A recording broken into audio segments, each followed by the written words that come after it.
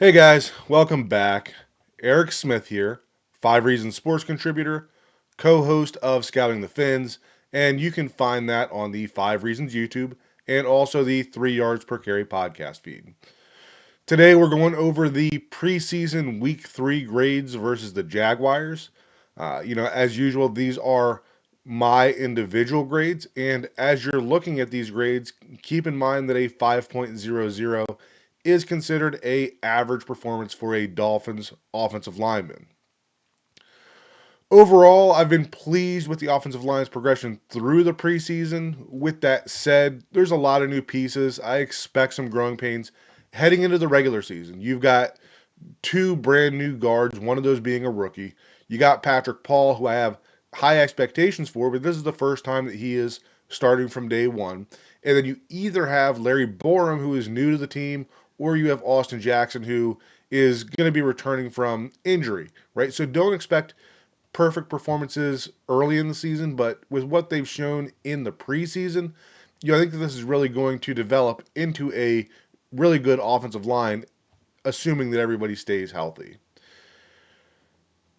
For our film review today, we are going to do a little bit of player specific stuff, but it's mostly going to be focused on pass protections. There seems to be a rush to blame the offensive line every time a run fails or a quarterback is pressured or sacked, when the reality is it's not that simple. Sometimes it absolutely is the offensive line. But an offensive or an NFL playbook, it's got pages and pages of different protections. For the average viewer to know what was supposed to happen from the live broadcast, it's rarely a fair way to evaluate an offensive line.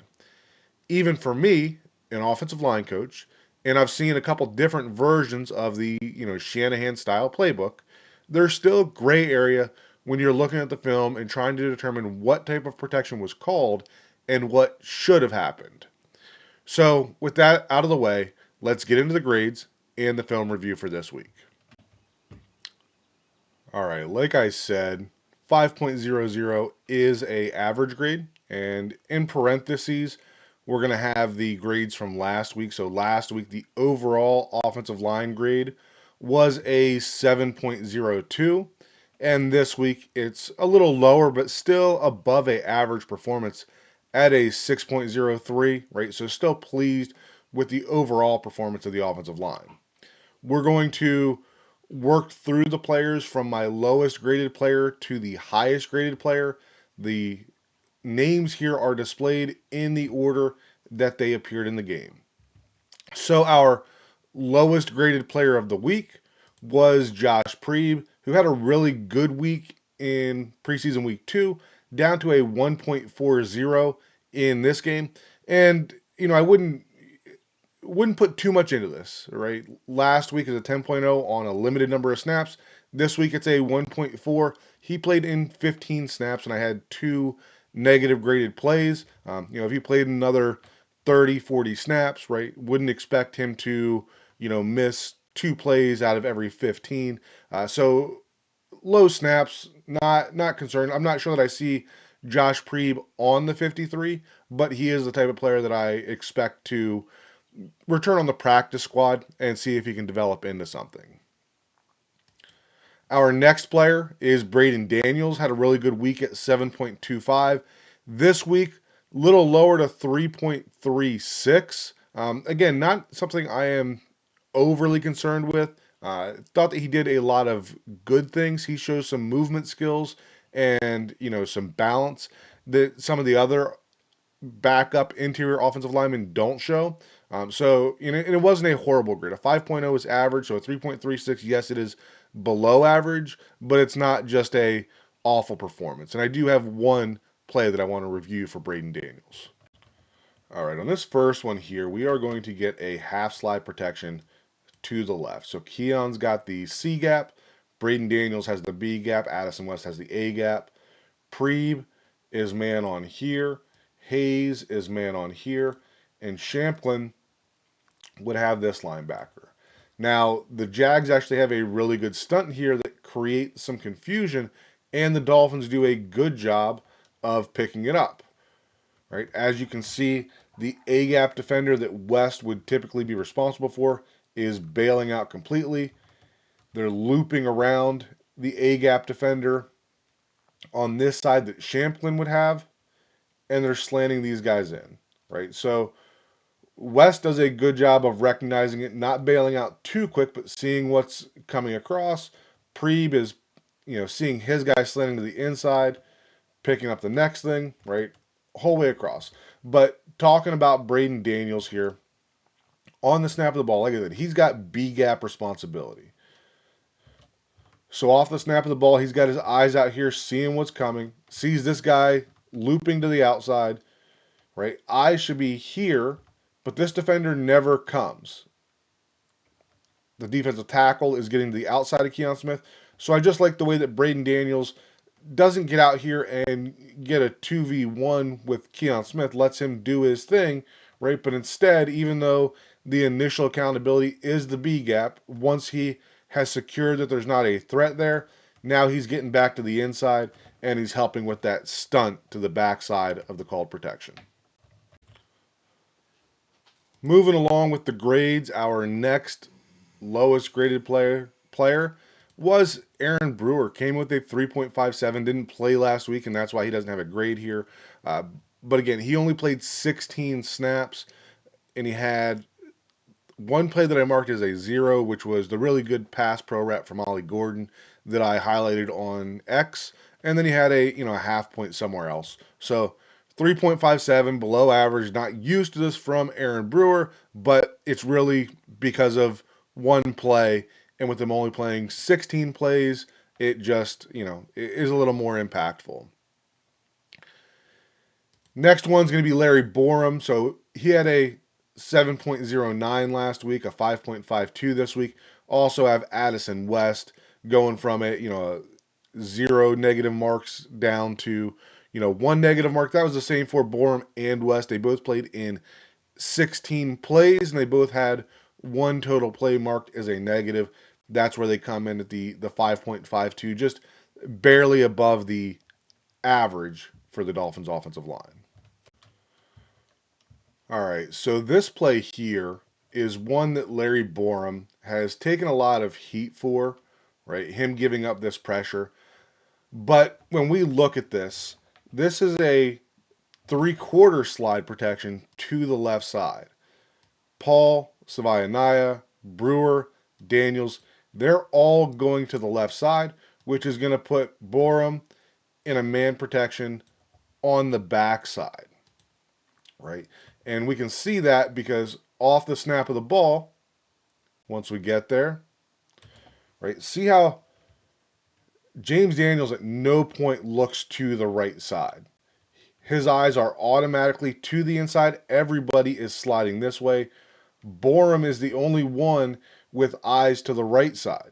So, again, this was a very good blitz by the Jags based on the protection. They get 4 of the offensive linemen going to the left, and then they bring 3 from the right. So, from Borom's perspective, right, he is locked onto this defensive end. I'm not sure what anybody really expects him to do other than block this defensive end. Right? As the play starts here, one, he's the most dangerous man. If Borom slides to the outside to block either the linebacker or the corner, then who's blocking the defensive end? James Daniels is gone, and now we're releasing the defensive end for a direct path to Tua, right? So I have 0 issues with what Borom did on here. They got into the wrong protection call, essentially. But sometimes you still have to make that work, and that falls on the quarterback. And you can see that, probably read this one here, and that's why he went outside right away, right? And the corner gets up and tips that. But in a perfect world, when Tua sees this defender rushing, who's going to cover Pharaoh Brown, right? It's going to be this backside linebacker. And you know that Pharaoh Brown is on this drag or whatever you want to call this here. So as this linebacker is running to the right, right? And maybe he just doesn't have that confidence in Pharaoh Brown. But when they're at this point here, if you throw the ball right in this area, there is no way that this linebacker who is going that way will flip around and be able to stop that. And then you avoid all of that traffic that Tua threw into, right? He's throwing out here where he's got two defenders, whereas if he just goes right over the middle, right? Like I said, that linebacker's going to the outside. Brown sees it and sits down in a an OTB over the ball route, but didn't have any issues with the post snap execution of the protection. Pre snap, obviously, sitting here, hindsight's 2020, would have liked to see, you know, Daniels going to the right and evening that out a little bit. But in terms of the post snap, no issues with what Borom did here. And I would have liked to see Tua throw it over the middle instead of trying to throw through the two defenders over there. Next, we're going to have James Daniels coming in at a 5.88, so a little above the average. Didn't have a grade from last week because he didn't play. Played in 17 snaps this week with one negatively graded play. His entire preseason has just been solid. Definitely a good signing there. Think he's going to be a very steadying force on this offensive line as we go forward. Next up, we're going to have Keon Smith. So he had a really good week last week at a 7.16. This week came in a little lower, but still a good week at 6.33. He played in 37 snaps, had two of them negatively graded. Had a few really good plays in this game, especially in the screen game. Really looked good, moving, in space. Was able to create space in the run game as well.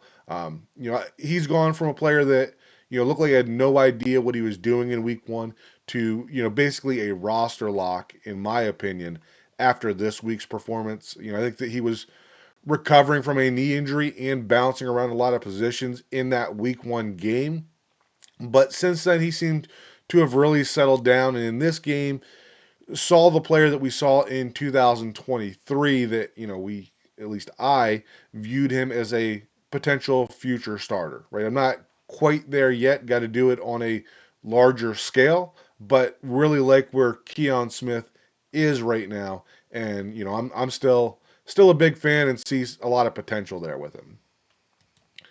Next, we got Daniel Brunskill. Had a rough week last week at 2.97. Bounce back this week, 7.69. Was not asked to do a ton, but, still did well in what he was asked to do in his 25 snaps. And then probably the most encouraging one this week is Jonah Savaiinaea. So in the first week, right, he had a really bad grade. Second week, also really bad. This week jumps up to a 7.84. And they protected him a lot this week. All the protections in the pass game were slid to him. So he was, kind of had bumpers put up for him in the pass protection game, but he really was a plus level player in the run game this week. I think that's going to continue to be the recipe as we get into the regular season, that we're going to see them sliding Aaron Brewer to his side and helping him out and going with the quick passing game. I think that, Larry Borom, obviously not a great pass protector. Don't want to see him have to hold up for a long time, but you can slide Aaron Brewer to the left, maybe give a back or a tight end to help with Larry Borom, and you can do just fine in the passing game. But this starting group they've put together, especially when Austin Jackson returns, is going to be a really good group in the run game. And I know I said we're going to do mostly pass game stuff, but really wanted to highlight Jonah in the run game here. So this is going to be outside zone to the left. We're going to get Eskridge working up to 37. You get Paul with a solo block here. Combo here working up. Combo here working up. So starting out with Jonah, right? Really like the way as the motion returns, gets his steps, gets that backhand out there to let Aaron Brewer fit in. And then, of course, Brewer's doing a really solid job of wheeling around and getting to that far side shoulder. But you see Jonah getting that post hand out there, getting his eyes to the next level. You can see an attempt to try to hold him that he doesn't let happen because of that long arm. And then he climbs this next level, seals this up nicely. And as good as Ollie Gordon has been, this was a missed read, in my opinion. Right? He cuts back inside of Jonah on this one. Whereas, had he stayed on path a little more, right through this lane, right, he's probably still running today, or at least one-on-one with the safety out there. But just felt that this was a good demonstration of the growth we've seen from Jonah in the run game to be able to get out there in space, find that linebacker, and latch onto him. And then one more quick note on this one, talking about Larry Borom on the backside. Like I said, this is a combo between Daniels and Borom up to number 50. As this play starts out, right, I think Borom realizes that Daniels has that leverage and there's no way that he's going to fit in. So he starts to climb to 50. And, this is a technique that, is it holding? Yeah, it probably is, right? But this is something you see a lot in today's NFL where these backside defenders, right? It's not a true cutoff block, right? But as he climbs that level, right, gets that left hand out there, gives a little bit of a snatch with that left hand, turns that defender, but it's so quick that it's tough for an official to see that and be able to throw the flag, right? But you can see just how effective that is, where you have number 50 is running through because 94 has the leverage here. 50 is going to be looking to scrape over top, but because of that pull, right, if this would end up being a cutback, then 50 is completely out of it. So this is just the kind of, the finer details that you see when you're able to put it in slow motion and go player by player. Thought this was really good across the board, but just a couple things wanted to point out with Jonah and also with Larry Borom. Back to the grades here. Our next player had a good week last week, another really good week this week is Ryan Hayes, and this is where a lot of our film review is going to be for this week. So we are going to get a slide left protection here, and this is a very similar look to what we had earlier. We're going to get Carman is going to be manned with the defensive tackle.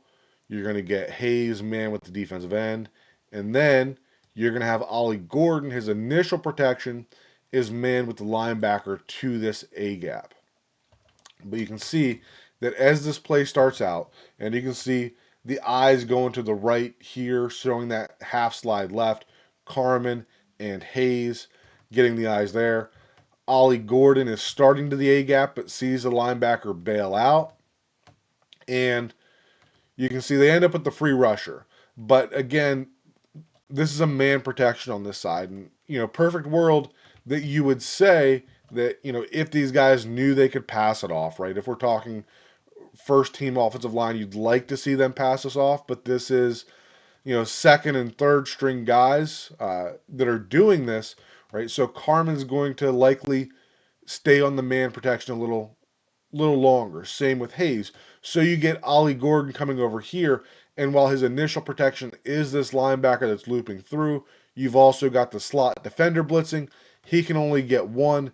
That leaves Zach Wilson accountable for the other one, right? He's got to know that these guys are man protection, and if you've got two off the edge, that Ollie Gordon can only get one.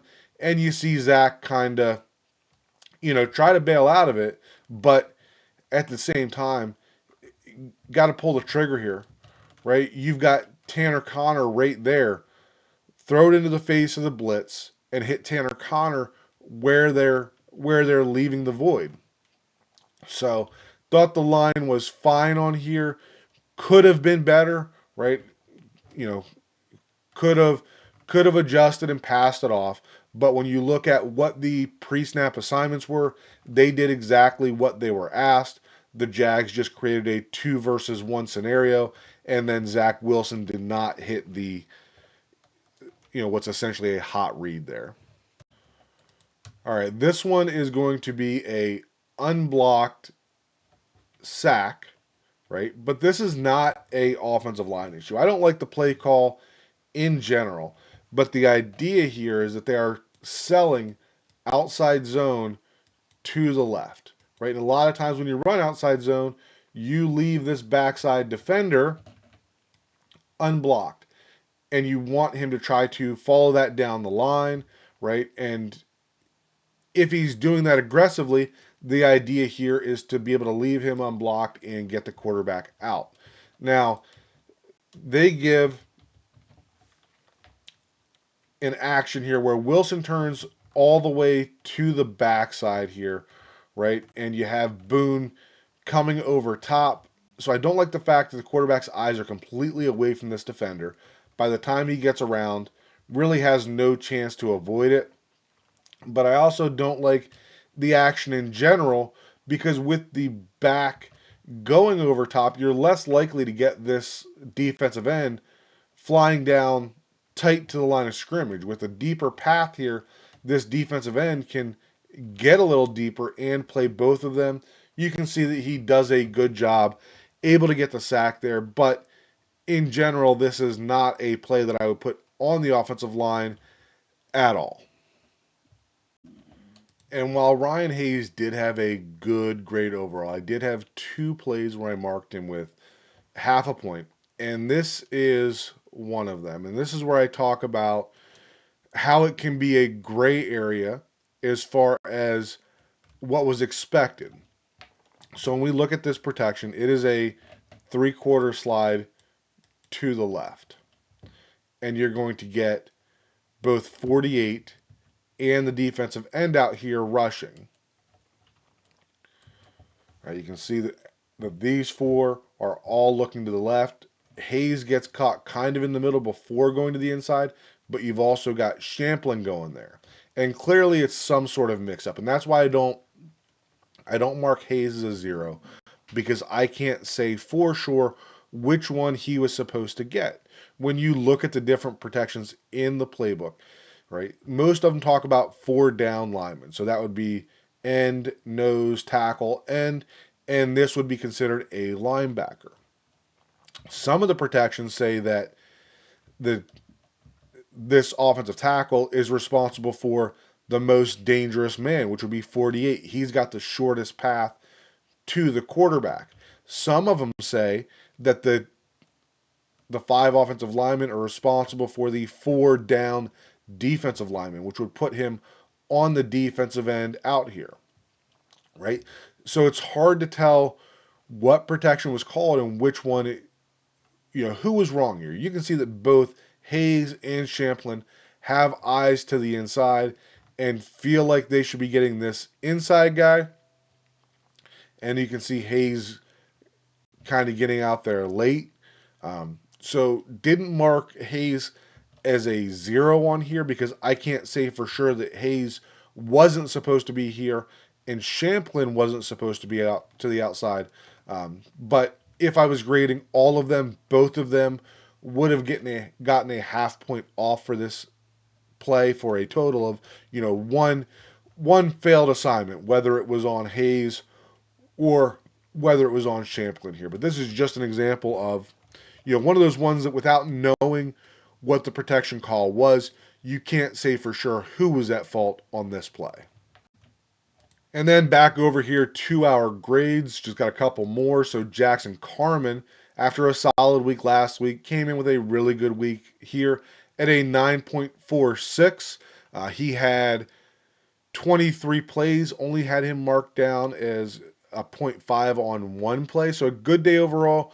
Don't recall him being asked to do a whole lot, but what he was asked to do, he really came through with. And this, being a guard when the Dolphins brought him in last year is where I saw the upside with him. I'm not sure that he's done enough to claim a 53 spot, but I would certainly be looking to bring him back on the practice squad and continuing to try to develop him to see if he could be a utility guard as a backup at some point. And then our one for Carman here. So this is going to be a sack. Or no, it's not a sack, but could have been a sack. Wilson does a good job of getting the ball out, right? And on the surface, this would look like a blown protection. But if you watch post-snap what's happening here, you're going to see a slide left protection. You're going to see Carman manned up with the defensive tackle. This guy's going to creep up a little bit and going to end up manned up with Ryan Hayes. And as we watch this, you can see that Brunskill is turning to the left. You've got Rucci going out on a pass pattern, which means you have 2 offensive linemen left for 3 defenders. Ryan Hayes is immediately getting out to this outside defender. Perfect world. I'd like to see Zach Wilson catch, hitch, and fire it to one of these 2 right here. That's where your blitz is coming from. You've got both of these guys leaving, so you're vacating this area of the field, and you have Myrick and Taj Washington both running ins into that area. Zach bails a little bit before getting it here to Myrick. Good throw. I don't remember whether he catches this one or not, but if this is Tua, I think you see him recognize the free blitzer and to attack this area of the field right there. But again, even though we have a free rusher, this was good job by the Jaguars of being able to get the Dolphins caught in this slide left protection and getting a 2 versus 3 where somebody's going to come unblocked. So this is another scenario, right? I'm not putting this on the offensive line. And then if you haven't figured it out, last one here is Patrick Paul coming in at a 10.00. Had a perfect day on 16 snaps, so not a lot of snaps, but he has continued to play very well all through the preseason, and I'm excited to see what he's going to do during the regular season. And final play for the film review, put this in here under Paul, right? Mostly because of how he's able to take that defender, really throw him into the pile there. Look at how much space he's creating, right? He's starting, probably 4 or 5 yards outside the hash here, and then able to take this defender and just continue to wash him down. But the bigger point here, against the Bears, the Dolphins had 4 plays down here inside, the 2-yard line, and they failed to convert. And everybody was, up in arms about it. But this preseason 3 game was more of I think the game plan was more of a preview of what we'll see in the regular season. And here you can see that, one, they spread it out a lot more than what they were. And I put a post on X about, if this was a regular season, then when the defense commits to the run, then you simply throw it out here in the flat and you score, right? And the play that I highlighted then was Tanner Connor. In this case, it was Pharaoh Brown. But I think this is a true RPO, which I'm not sure how much of that we've seen in the past from Miami.